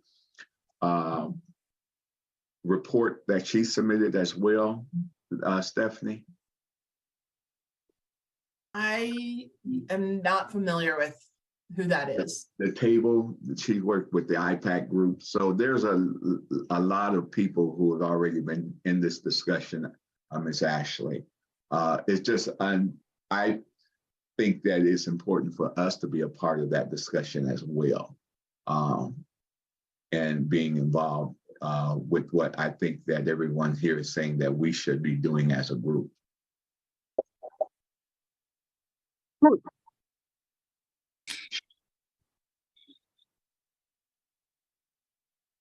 Dan talking. Okay. Ms. Celeste, we're back in your hands. Okay. Well, let's see. Time check. It is 8:09. We are slated for a community input at 8:15, but seeing as how we've cycled through our community members, and was there anything else that you needed to offer, Stephanie, before I open it up for community input? Thank you for thank you for being there. Dory, is there anything else in terms of housekeeping or process I need to address? I think we've thoroughly covered it. Ms. Celeste? Yes. I do want to intrigue the thought that the recommendation of someone sitting on that proposal or review with what Stephanie had gave to the PCCEP group. I think that's very, very important. Well, our plan is if members want to hang around briefly after the meeting concludes to figure out some immediate next steps so we can be timely and flow with whatever timeline is necessary for participation. Because I want to take Stephanie up on that, and I hear Nathan's urgency. Good. So, yeah.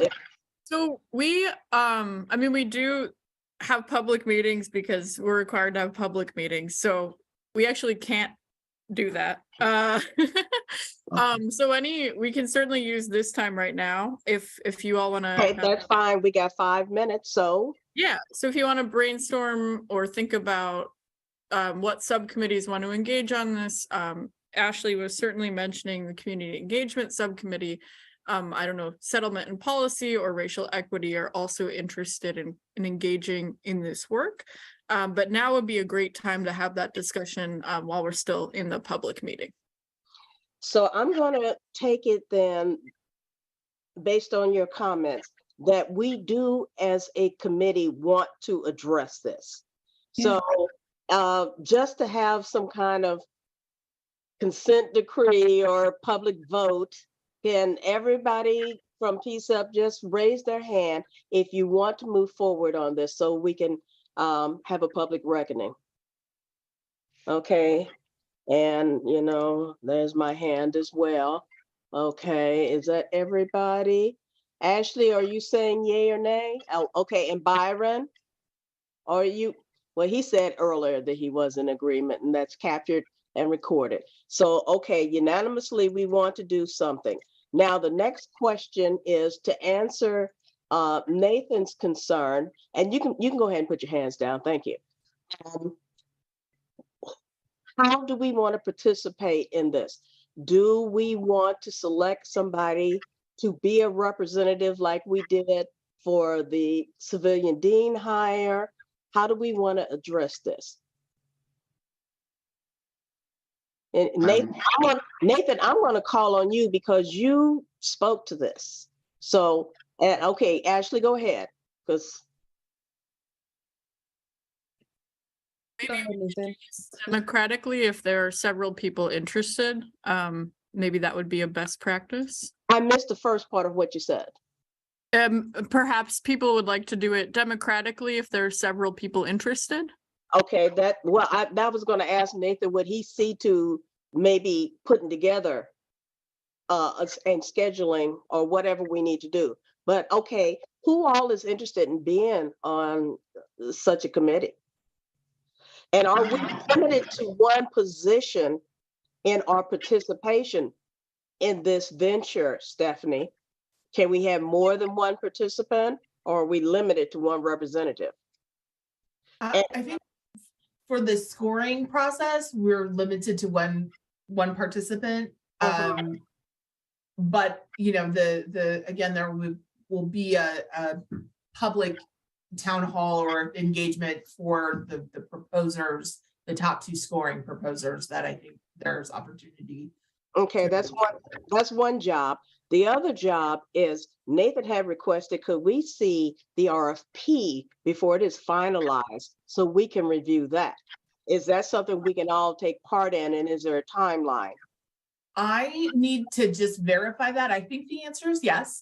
I just need to verify that. The tricky part is going to be timeline because this RFP is being posted on Monday. So let me try and get an answer as soon as possible. And if so, I will get the language of the RFP to Dory to distribute to members. Okay. And then thank you, Stephanie. Now we have roughly 1 minute. I don't want to take more than 1 minute for public comment. So Ashley, very quickly, what's on your mind? So Stephanie, I think Ashley and Nathan both were volunteering to be the representative to score the RFP. I am too. Yeah. And Pastor I don't want to. I don't have my hand raised for that. Sorry. Okay. So Stephanie, when would we need to get that person to you? That we don't need for probably I would say 2 weeks. Okay. We'll figure out a process then. Yeah, I think we can with public meeting regulations, etc. Okay. Yeah, we should have time to figure that out because we are at the public comment time now, if that works for everybody. And Ashley, not to cut you off, I'm sorry, but I want to stick to that public comment commitment. And then I'll be accountable to you for whatever else it is that you wanted to talk about. And members are also welcome to speak during public comment if there is time. So with that, let's open it up to members of the public for public comment period. And you are invited to comment on anything discussed in the course of this meeting or anything else that is on your mind related to PCCEP or issues PCCEP deals with. And of course, we will prioritize members of the public first, but if there is additional time, then we will go to PCCEP members. Thank you. Let's start with Barb.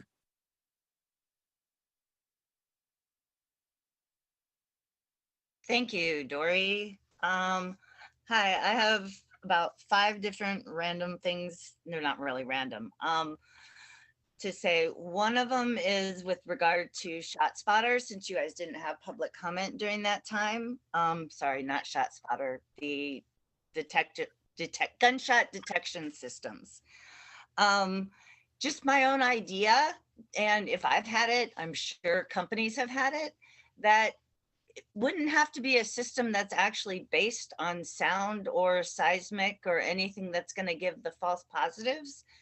There could be basically a phone-in type or computer-in type system for citizens to use that then basically uses GPS and locates where people are suggesting there might be things to try to triangulate in terms of distances and what have you, without relying on faulty technology. So that's just like one random kind of idea for how things like that could even work.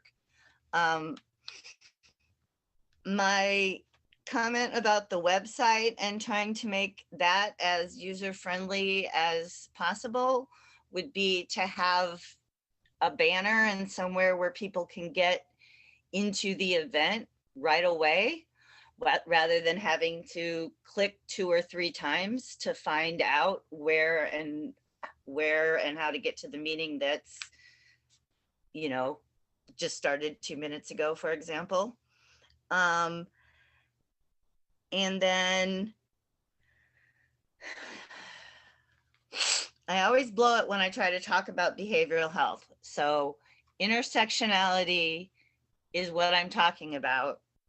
But with regard to behavioral health, the behavioral health unit for the Portland Police put out their 4th quarter like newsletter. And I sent it to PCCEP info and found out that the staff is not forwarding things like that to PCEP members. So I don't know, through the Behavioral Health Subcommittee before, we used to do that all the time. So if people want to reach out to me and let me know if they want that stuff, I can definitely make sure that you're getting it. There's 4 community meetings a year that group does.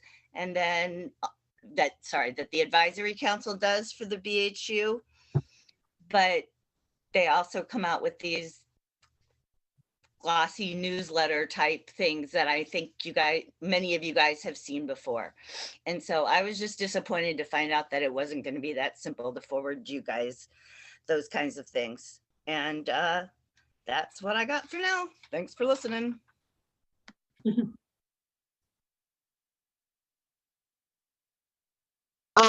Then we also have a member on the phone who has been waiting patiently, and her name is Ann B. So Ann, are you still with us, and can you speak?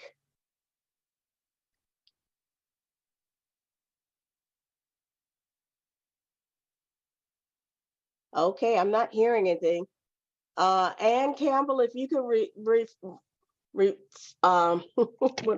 that. Hello, can you hear me? Now we can, thank you. Oh, great. Thank you very much. This is Ann Brayfield, and I would like to comment on the independent monitor situation that may again come before the court in the end of February. I have been working on this situation for 12 years now, and I'm pretty familiar with all the things that we've been through between COAB and PCEP, the Department of Justice bringing reports early on 12 years ago to the Department of Justice, after which, with other community groups, they produced a finding about the city of Portland and policing in Portland. And I think after all this time, that with the current COCO retiring, we have an opportunity to make a change in model and have an independent monitor. And I believe that it would be excellent if the PCEP would go to the court on February 28th and put in a vote for having an independent monitor. And I would hope that PCEP could,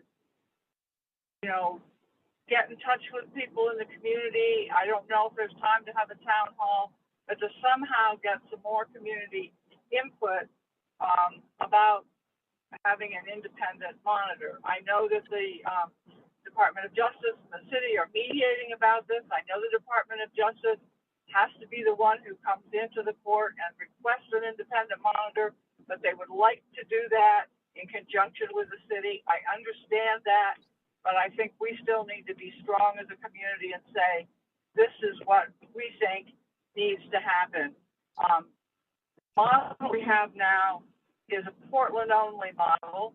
I don't think it's been particularly successful. And I believe that if we look around the country where many, many jurisdictions have an independent monitor, it is something that would work to the benefit of this community in a way that the current system has not been working. I mean, we're so far down the road without compliance for years, and now we've still got, the agreement is not compliant so that we can be on the 1-year trial. And so I think it's time to get an independent monitor. And I hope that PCEP can come on strong with that and can engage the community around that, and to be clear with the judge and clear with the DOJ and clear with the city that this is what the community wants, to get to some solution around a problem where neither officers nor other members of the community can think about going home safe at night. And we're all human, and we're all in this together, and I believe that we must go home safe at night. everyone. And Well, I thank you, believe Ann. that Um, independent monitor is going to be the way. Ann, thank you so much for your comments. They are taken to heart, and we are looking at petitioning for an independent monitor. But I'm going to have to cut you short because we've got 2 more people, and I want to make sure I get them in. But thank you very much for holding and waiting and your comments. Next, we've got Debbie Iona. Hi, excuse me. Hi, I'm Debbie Iona. I'm with the League of Women Voters of Portland. First, I wanted to say that it's nice to hear that Dory's going to be adding more information to the website. And I had written a while back about how the website PCCEP website used to be kind of a go-to place for all the documents related to the settlement agreement. And she thought when she had time, maybe that would be something that she'd be able to get up to date. So I'm putting in a pitch for that. And then I also want to thank Celeste for this. That presentation was really great. It was balanced, informative, just exactly what we need to really understand the issues here. And we have one of our league members attends the FITCOG meetings on a regular basis, and she's been sharing information about the ShotSpotter conversations. And as I've discussed this with her, I just keep thinking that this needs more community engagement. So I am so glad that PCCP is seriously thinking about giving the public a chance to have a conversation about the technology, the money that it's going to cost, or is this the best use of that money? And I thank you for getting the ball rolling, and look forward to the opportunity that you'll be providing to all of us. Thank you so much for all of your work. Bye-bye. Thank you, Debbie. And I was typing it in the chat. I'm still going to do that, but I want to say it out loud. Thanks also goes to Dory for helping put together the presentation. It was a team effort, and I needed her support to make sure that message came across clear. So thank you all for appreciating both of our work. Now, Dan, you're up next. Hi, good evening, everybody. My name is Dan Handelman. I'm with Portland Cop Watch. I use he, him pronouns. Had an early day today attending a city council meeting where one of the things that we talked about when somebody got $75,000 for being shot with multiple rounds from a so-called less lethal weapon was that the new policy around crowd control went into effect today at the police bureau, and one of your sister advisory groups, the Citizen Review Committee, had written a number of policy recommendations, which I believe the PCCEP voted to support around crowd control, and the bureau completely ignored them. The packet that was released with the new version of the policy didn't even mention the Citizen Review Committee anywhere except in the testimony submitted by Portland Cop Watch. So I'm hoping you all follow up on that.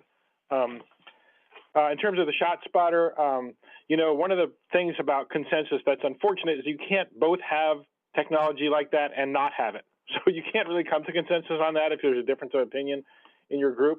I'm glad you're asking whether or not you can stop this pilot project from happening, because once it's there, it's there. You can't really undo that.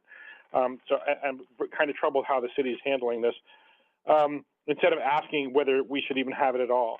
And in terms of the car analogy that was presented before, if somebody's trying to sell you a car that they say can get from North Precinct to wherever a gunshot went off. Are you still there? Yeah, I'm still here. Why can't you hear me? We can hear you, Dan. I can hear you. Okay. I can hear you. Okay. I think that was that's a Dory issue. So anyway, so I think if you got a car that somebody tried to sell you a car that said you could go in 0 time from North Precinct to wherever you heard a gunshot, you would not buy that car, because you can't do that. The police can't get to the scene fast enough before the people who committed the gun crime got away anyway. So it doesn't really help to have something that'll do what this technology is supposed to do. Getting back also to the vote for your 4 officers that you're supposed to have, my recollection, and I wasn't at the whole meeting, but I had other people who reported to me on it in November 16, was that it was the suggestion of one of the current co-chairs to only vote on the co-chairs that night, but it was never, my understanding, voted on to not have two other officers, which, as it was pointed out, is required in your bylaws. I'm going to post some links in the chat. One of them is to the new CopWatch newsletter that we just posted earlier this month. And the other is to a community letter about ShotSpotter that Portland CopWatch signed on to, even though our name's not on that website right now.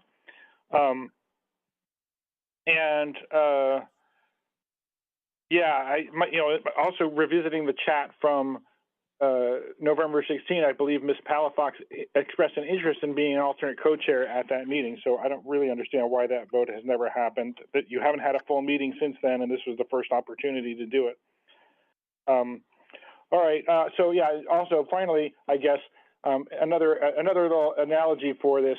Do you want the ShotSpotter technology, or do you want this other alternate group that offers the same kind of technology? To me, that's the same question as: do you want to get hit over the head with a lead pipe, or do you want to be hit over the head with a baseball bat? My answer is I don't want to be hit over the head at all. Okay. Thank you very much. And we don't want another shooting. With regard to some of the other housekeeping issues like voting, we had a packed full agenda. We have to try to be maneuverable for things that come up that we know are capturing the public attention and concern. So it's not that we decided just to not do something. We just did triage. And these are much more important things right now than voting on alternatives. That's no disrespect to my colleagues, but I know that the independent court monitor, and I know that gunshot detection technology are very important to the public as well as ourselves. So we will do our housekeeping. Thank you for asking, though. It is 8:30 on the dot. If there is no other pressing business, I want to thank all of our guests, and especially you, Stephanie, for being here and being on the hot seat. I want to thank all of the community members who have brought up great ideas and plans. They have been captured. I want to thank my colleagues. And we have meetings coming up. We will keep you posted. And if you have any concerns, know that you can reach us all through our emails on the PCCEP webpage. Is there anything else, Dory? Yes, so just want to remind everyone again of these upcoming meetings, the Cocal Town Hall on February 1st, and in particular that status conference hearing on February 28th, which does take place during the day, but anyone is able to attend that. And I see Pastor Weisner has a question, if you can keep it very, very brief. This will be so short. Just referencing back to the part Nathan put in on the areas of working with the recommendation that Stephanie had made, just clarifying where that I was interested and he was interested and he was saying he would give full. Is that saying that it's okay, Nathan, how we proceed real quickly? My understanding was that we put a pin in that due to time and because we had a little bit of time to make that decision. Okay. I was just referencing his statement. And there's also the point that as she brought up before she had to leave, that the RFP goes out in a day or two. So any input we would have is moot, pointless. So we're moving to the next step of participation. Well, there are a couple ways to look at that, I guess. I'm going to find out for sure if I'm allowed to share the draft RFP, because I think there may be some issues with that process. I need to verify. So I will get back to you with that answer immediately. Okay. Thank you so much for that, Stephanie. I appreciate it. And Nathan? Oh, I was just going to say, I know it's a really tight timeline. If it is possible to share the RFP, and if you're willing to do that, and if you get it anytime, I mean, I will personally commit to getting a turnaround on some initial feedback. If there's any, maybe it's perfect and there's no feedback needed. But I'll stay up late if I need to. All right. Well, thank you. So I will, Stephanie will be in touch with me and then I will get that information out, as soon as I hear, and we'll move on that as soon as we know. So, but as far as the representative selection for scoring the RFPs, I think we have a little time on that piece. Okay, so let's leave it there. Next slide, please. Thank you everyone who attended tonight, participated in a really healthy discussion, a lot of really important work being raised here. Members of the public, thank you so much for all of your input. Thank you to our accessibility support. And with that, the time is 8:33 p.m. and this meeting is adjourned. Recording stopped. Good night.